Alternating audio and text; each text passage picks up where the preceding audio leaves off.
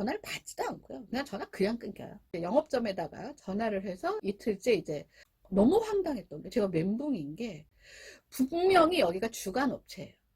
자기네는 모르는 일이라는 거예요. 그 내가 멘붕이 와요, 안 와요? 나는 어디다가 신청한 거야? 유령회사에다가 신청한 거야? 그 담당 기관의 담당 책임자라는 애는 자기 업무도 모르고, 내가 얘기하니까 아, 그런 게 있었어요? 라고 하고 있는데. 안녕하세요, 너무입니다. 네. 엊그저께 진짜 눈이, 오늘의 주제만큼은 아니었지만 요즘에 눈이 오는 그런, 뭐라 그럴까요, 풍경? 이게 옛날 같지 않더라고요. 옛날에는 이렇게 소르륵 이렇게 한방눈이, 자고 일어났더니 속이 쌓였네, 이렇게 오는데, 어제 제가 들은 거는 깜짝 놀랐어요, 밤에. 예. 천둥번개가 치더라고요. 천둥번개가 쳐서, 비도 아니고 눈이 오시는데 천둥번개가 치는, 제가 아주 놀라운 경험을 했습니다. 요즘에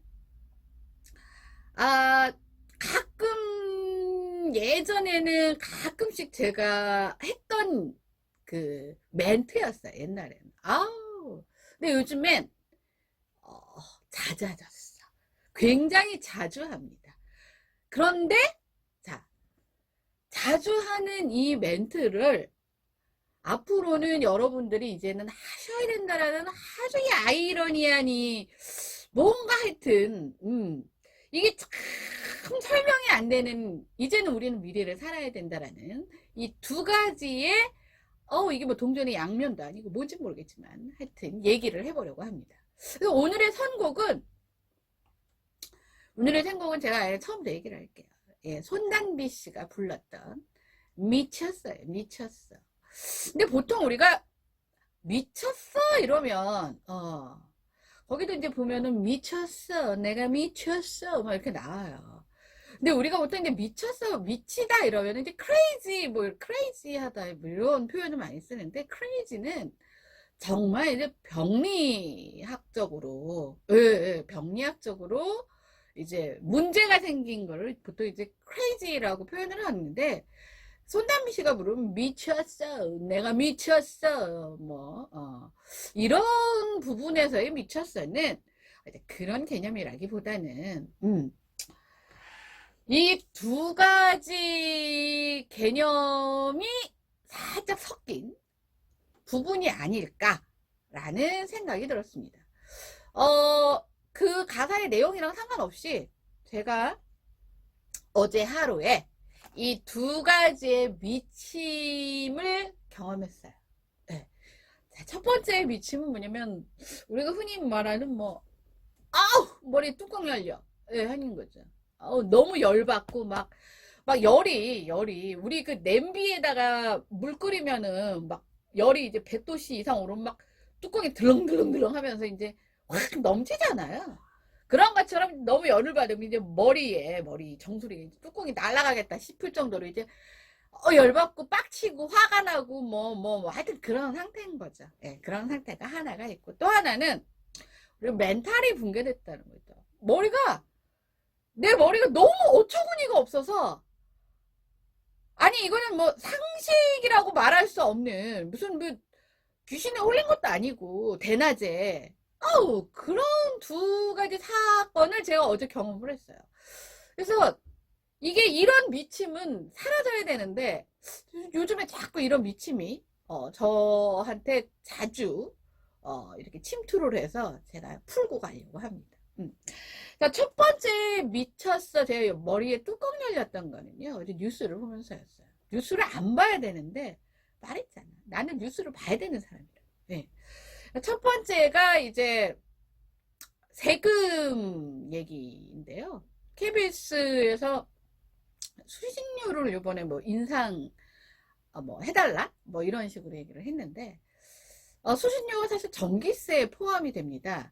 근데 이제 요즘에 저희 아이도 이제 따로 자기 그 거주하는 뭐 집이 따로 있는 애인데, 걔는 TV가 없겠죠. 예.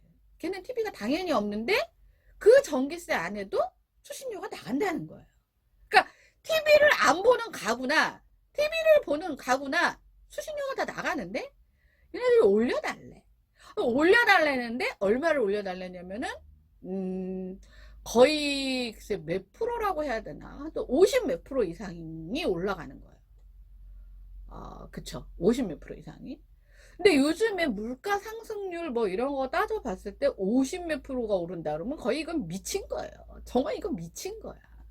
근데 그거를 올려달라고 하는데 이게 이제 문제가 뭐냐면 KBS에서 1년에 본인들이 그 공영방송 뭐 이러잖아요. 그 집행하는 예산이라고 하나? 하여튼 돈. 쉽게 돈이 6,800억인가? 뭐 기억이 정확히 안 나는데 하여튼 7천억이 조금 안 됩니다. 근데 거기에 반 이상이 연봉 1억. 응. 근데 그 사람들이 딱히 직책이 없대요. 저도 그냥 자 우리 아우 야 연봉 1억이면은 뭐 세금 뭐 얼마 띄고 나면은 실수령액은 얼마 안 돼. 이거는 실제로 이제 그 단계에 있는 분들이고요.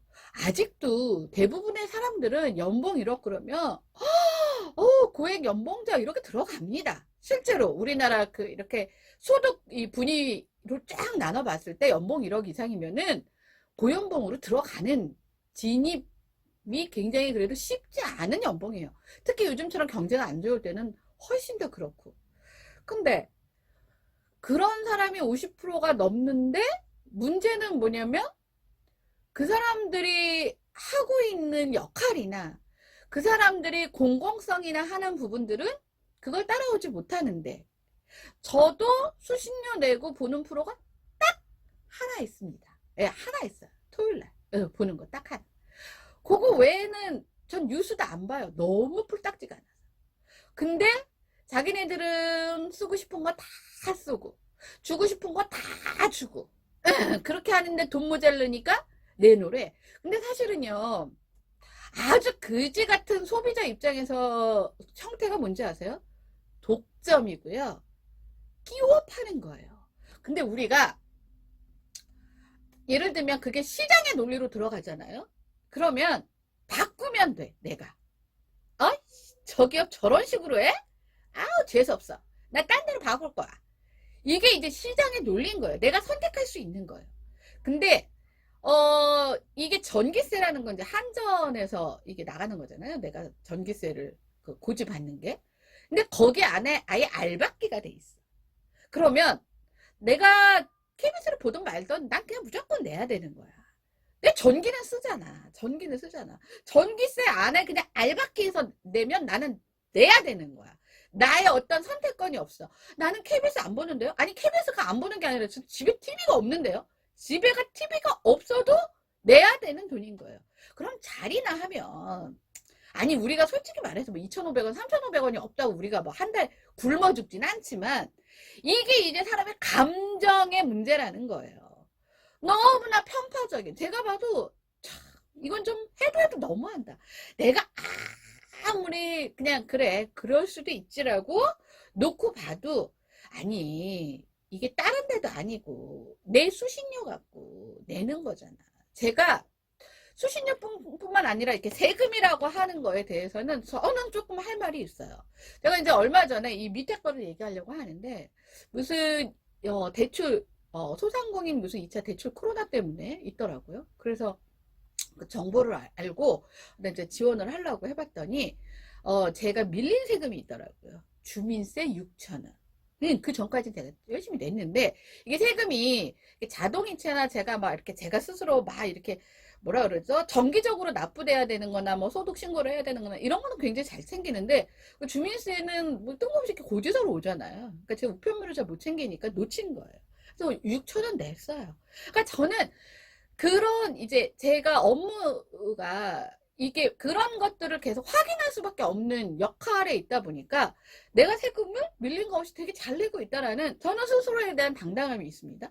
근데 내 세금이 자, 첫 번째는 전기세에 포함돼서 정말 제가 봤을 때는 비상식적인 어떤 그런 공영방송이라고 생각하는데, 그 사람들의 배때기에다가 기름 끼워주려고 내 세금이 나간다라는 생각이 드니까 첫 번째 너무 머리가 빡친 거야. 여기 김 안 나요? 김 안 나. 자, 또 하나가 뭐였냐면, 우리나라가 뭐 요즘에 뭐 복지 얘기를 굉장히 많이 하더라고요. 근데 제가 제일 많이 싸운 게 복지 담당 공무원이라고 말씀드렸잖아요. 근데 얼마 전에 엊그저께 뉴스에, 예, 안산에 사는 그 하여튼 그 조모 씨가, 아시죠? 예. 나 이름도 말하기 싫어. 조모 씨가 그 뭐 이래저래 해서 무슨 복지 개념으로 뭐 기초연금 무슨 거주지 무슨 아예 몰라. 하여튼 뭐 이래저래 해서 부부가 한 120만 원 돈을 이제 신청을 해서 받게 됐다는 뭐 그런 뉴스가 나오더라고요. 근데 그게 법적으로는 줘야 되는 거는 뭐 맞겠죠. 근데 저는 너무 화가 났던 게 뭐냐면, 장애인연금이라는 게 있습니다. 예. 저도 시각장애인, 제가 이제 뭐 요즘엔 급수로 얘기 안 한다고 하는데 1급이거든요. 예, 1급인데 장애인연금을 누가 한번, 그거 다들 신청하는 거 아니야? 그래서 제가 한번 신청해 보려고. 근데 이게 저 장애인연금 신청하려면 조건이 어떻게 돼요? 물어보면 안 가르쳐 줍니다. 몰라요. 안 가르쳐 주는 게 아니라 몰라요. 예. 그래서 하여튼 근데 저는 이래저래 저래저래 한 어떤 사연에 의해서 제가 알게 됐어요. 근데 내가 그걸 보고 깜짝 놀랐잖아요. 일단 저는 못 받습니다. 그리고 뭐 아주 운 좋으면 한 2만원? 많이 받으면 5만원 받을래나? 예, 거기에 무슨 계산법이라고 나오는데요. 제가 말씀드렸는지 모르겠는데, 제가 수학을 되게 잘했어요. 물론 고등학교 때까지밖에 뭐 수학을 뭐 이렇게 하진 않았지만, 그래도 대학교 들어가서도 뭐, 그 통계나, 경제학, 뭐 요런 과목들 저 다 좋은, 예, 상위권이었단 말이에요. 야, 근데 내가 들으면서도 뭐 이거는 세상 어려운 미적분보다 어려운 거예요. 뭐라고 얘기를 하는데 하나도 못 알아듣겠고, 그냥 딱 듣는 순간 받지 말란 얘기구나, 그냥 그 생각이 들었어요. 근데 그렇게 해서 최대로 받을 수 있는 게 30만 원 돈이더라고요. 네, 30만 원 돈이야. 근데 나는 어차피 기초생활수급자가 아니기 때문에 30만 원을 받을 수가 없더라고요. 그래서 요것 빼고 저것 빼고 저것 빼고 최대한 내가 받을 수 있는 게, 잘 받으면 2만 원. 그래서 내가 포기했어요. 근데 사실 저 너무 화가 나는 게 그거예요. 그냥 뭐 노령 기초연금? 예, 그거 뭐 70%인가 이렇게 주잖아요. 그리고 요번에 아동수당? 아동수당은 아동한테 주는 건데 갑자기 또 정부에서 뜬금없이 18세 이하한테 준다네요. 18세가 아동입니까? 청소년이지? 도대체 그런 거는 그렇게 뭐 10만 원이든 20만 원이든 30만 원이든 그렇게 퍽퍽 주면서, 장애인 수당은, 수당이 아니구나, 연금은 아주 내가 기초생활 수급자일 만큼 진짜 뭐 그 정도 상태거나, 그 다음에 거기에 계산되는 게 보니까 나뿐만 아니라 남편도 아주 하위권이어야 돼. 남편 조금 뭐 이렇게 경제적 능력 있어갖고 조금 먹고 살만하면 땡자 남편 없는 거야. 내가 거기까지도 이해를 했어. 그랬더니 또 자식도 그래 안 된다는 거야. 자식도.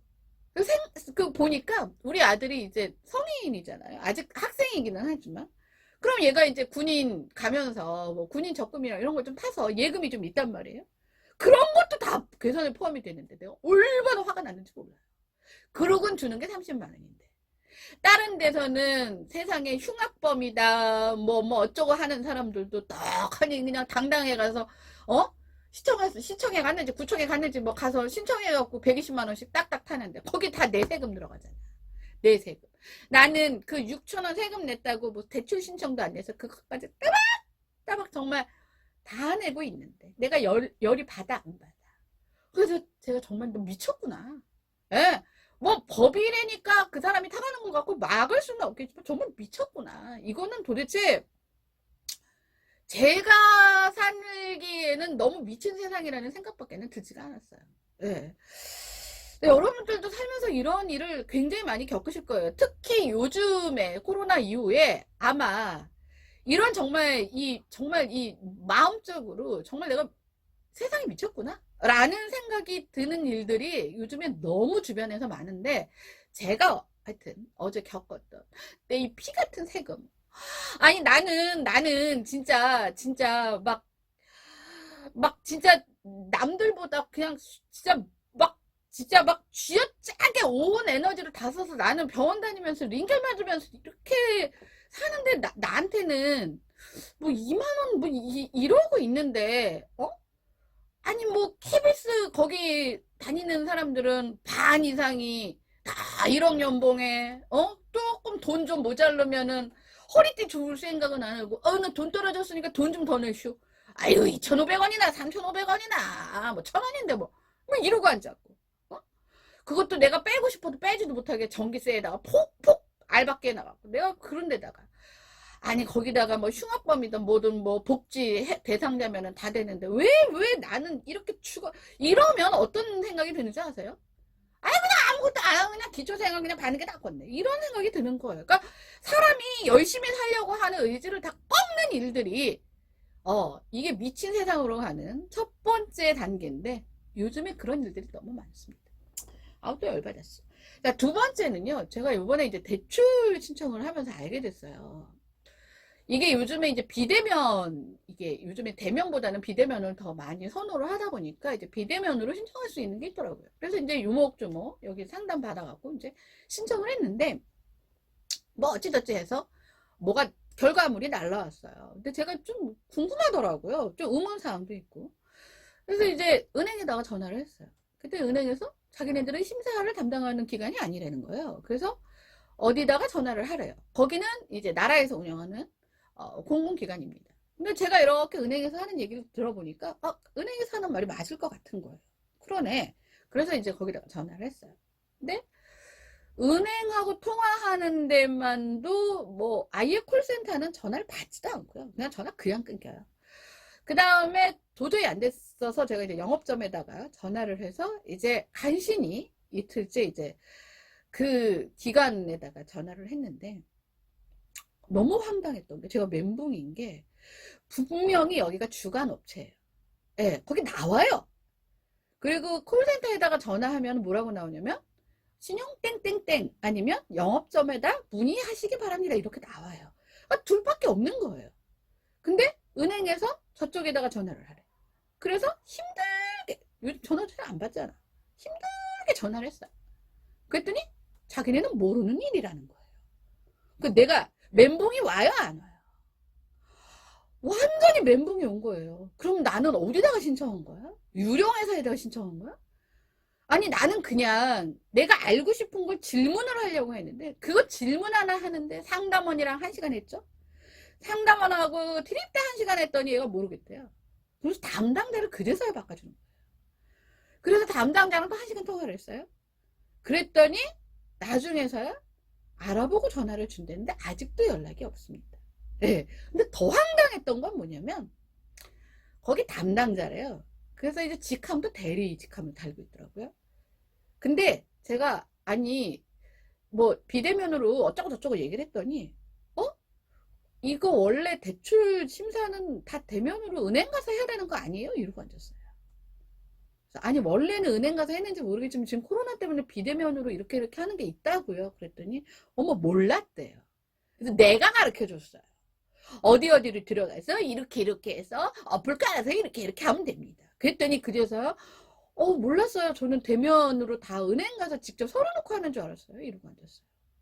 담당 공공기관에서, 그것도 책임자라는 담당자 입에서 나오는 소리입니다. 내가 그런 사람들한테 내 피 같은 세금을 갖다 바치고 있어요.